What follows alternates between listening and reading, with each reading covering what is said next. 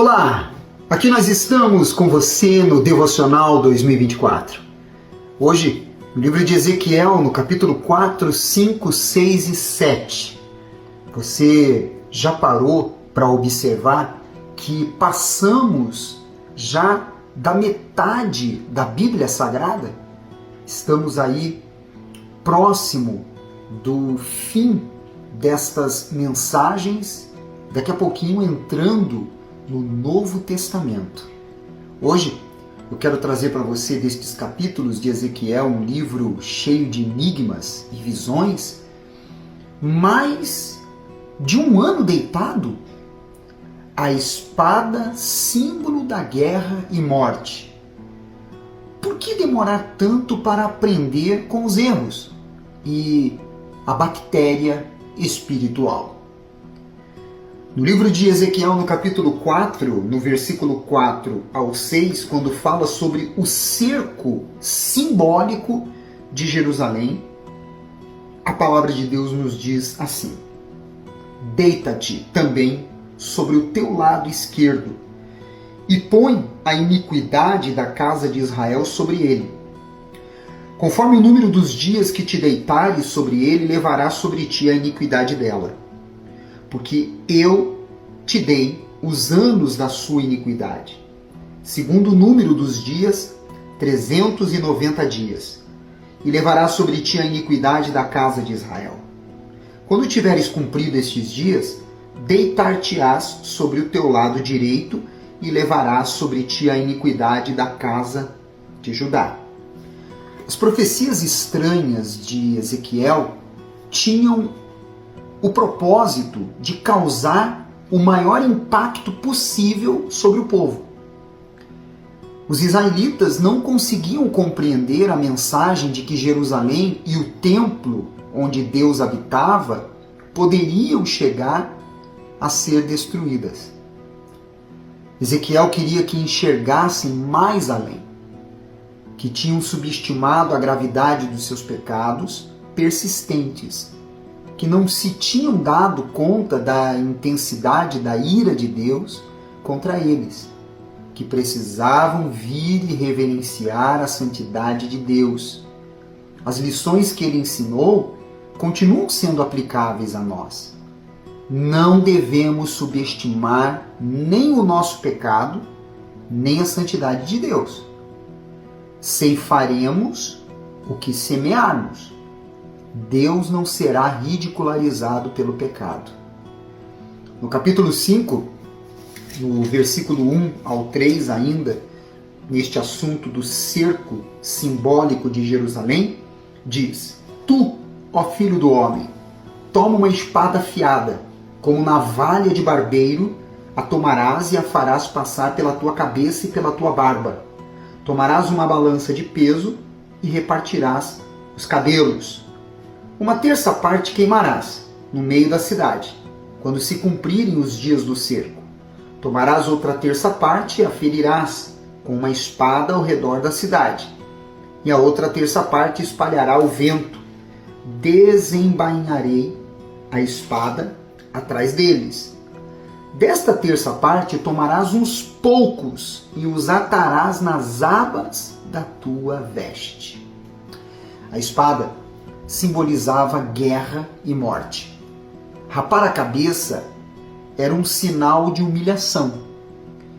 Com a espada era um símbolo que uma morte vergonhosa viria sobre os habitantes de Jerusalém. Os fios de cabelos representavam as pessoas, das quais algumas foram mortas na destruição de Jerusalém e outras ao tentarem fugir. Os cabelos espalhados ao vento, quase impossíveis de serem recuperados, representavam os que foram levados cativos para países estrangeiros. Foram dispersos e pouca esperança sobrou. Quando, porém, Ezequiel atou uns poucos cabelos nas abas da sua roupa, mostrou o plano divino de manter umas poucas pessoas em segurança durante o período de castigo. Traria de volta um remanescente para servir a ele como no passado. Nós representamos estes fios de cabelos, mas atados na carne do Senhor Jesus Cristo. Lá no capítulo 6, no versículo 2, quando fala sobre a profecia contra a idolatria de Israel, diz: Filho do homem, vira o rosto para os montes de Israel e profetiza contra eles, dizendo. A idolatria, padrão de culto nas culturas da antiguidade, era praticada principalmente em um santuário no cume dos montes, chamados altos. Falar contra os montes era uma forma simbólica de condenar a idolatria de Israel. E foi exatamente isso que Deus ordenou que Ezequiel falasse voltado para os montes. Já no versículo 9, a palavra de Deus nos mostra o seguinte: Então se lembrarão de mim os que dentre vós escaparem entre as nações para onde forem levados em cativeiro, pois me quebrantei por causa do seu coração dissoluto, que se desviou de mim, e por causa dos seus olhos, que se prostituíram após os seus ídolos. Eles terão nojo de si mesmos, por causa dos males que fizeram em todas as suas abominações. Deus disse que os israelitas tinham um coração dissoluto, porque eram infiéis a Ele.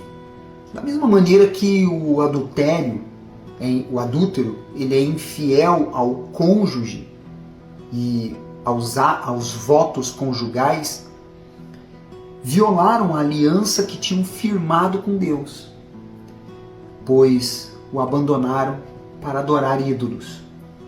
A acusação de dissolução, de adultério, condizia com o que tinham feito.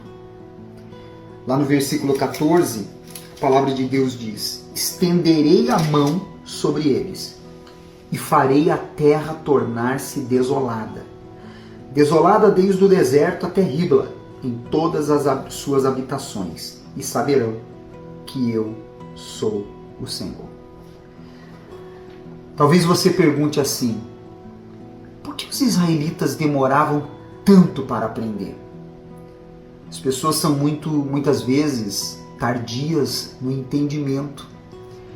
As tendências pecaminosas e a natureza humana acabam sendo impedimentos ao aprendizado daquilo que Deus deseja ensinar. No caso de Israel, foram necessárias calamidades após calamidades. Pestes, fome, morte, exílio, para que se arrependessem dos seus pecados. O castigo divino, por causa do pecado, é inevitável. Mas esse trecho bíblico revela que o propósito de Deus no juízo não era tanto castigar quanto trazer os israelitas de volta a Ele mesmo. Deus queria que eles reconhecessem que só Ele era Senhor. Ele tem desejado que todas as pessoas em todos os lugares o conheçam como o único Deus, o Deus verdadeiro. Ele tem enviado advertências de juízo para que as pessoas tenham a oportunidade de voltar-se para Ele. E após a disposição de perdão, mediante o sacrifício de Cristo, então estas pessoas possam, de fato, se reconciliar com Ele. No capítulo 7, no versículo 2, quando fala sobre o fim vem, diz: Ó tu, filho do homem, assim diz o Senhor Deus acerca da casa de Israel: haverá fim, o fim vem sobre os 4 cantos da terra. Essas palavras transmitem uma ideia de pressão. O propósito delas era assustador aos ouvintes e fazê-los deixar o comodismo que eles estavam vivendo. Vieram veio a hora de Jerusalém ser julgada e destruída. O fim significava que essa era a combinação de séculos de rebelião contra Deus. O momento de o juízo chegar finalmente. As palavras de Deus são como uma espada afiada de 2 gumes. Por isso, ela mexe como as visões que Ezequiel tinha. No versículo 10 deste capítulo diz: Eis o dia, eis que vem. Brotou a tua sentença. Já floresceu a vara, reverdeceu a soberba. Aqui falando exatamente sobre todo o comportamento que os Israel, Judá, eles estavam tendo. A forma como Jerusalém vivia. Completamente voltada para tudo que era contrário a Deus. E quando ele fala aqui sobre a vara era símbolo do orgulho dos israelitas. Retrato da autoridade que imaginavam ter. Uma vara florescente simbolizava a arrogância deles que já brotaram e floresceram. Era sinal de juízo. Da mesma maneira que a vara de Arão era por sinal para os filhos rebeldes naquela ocasião. Você pode ver isso no livro de Números, no capítulo 17, no versículo 10. E para terminar, o versículo 13 nos traz o seguinte ensinamento.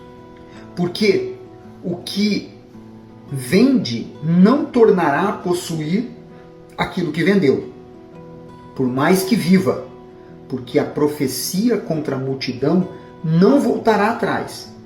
Ninguém fortalece a sua vida com a sua própria iniquidade.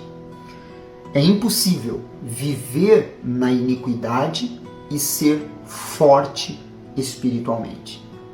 Pois a iniquidade, ela é como uma bactéria que consome o organismo. A iniquidade consome a fé, a consciência limpa e a alma pura. Se te ajudou o devocional de hoje para você refletir e se autoavaliar, sem absolutamente condenação de ninguém, porque como eu preciso de salvação, você precisa, nós precisamos da graça e da misericórdia do nosso Deus. Então, reflita sobre isso. E clica nesse aviãozinho aqui e envia todos os seus contatos este devocional. Coloque no seu story, coloque nas suas redes sociais, listas de transmissão também. Não esqueça de deixar aí o seu like e também o seu comentário. Você é especial para Deus. Até amanhã.